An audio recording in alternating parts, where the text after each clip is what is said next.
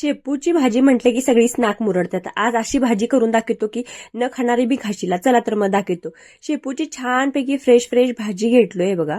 छानपैकी अशी बारीक पातीची. त्यानंतर ती छान चिरून घ्यायची, स्वच्छ धुवून घ्यायची चिरल्यानंतर. आणि त्यानंतर त्याला फोडणी तयार करायची. त्याच्यात थोडंसं जिरं आणि एक मोठा लसूणचा गड्डा चेचून त्याच्यात टाकायचा. त्यानंतर एक मोठा कांदा आणि एक मोठा टोमॅटो छानपैकी तेलात परतून घ्यायचं. आणि त्याच्यानंतर हे बघा, हळद थोडीशी टाकायची. आणि हे बटाट्याचे काप आहेत जे मी उकडून घेतले होते, मोठे मोठे चिरून त्याला दही लावून बाजूला ठेवलं होतं 15 मिनिटं.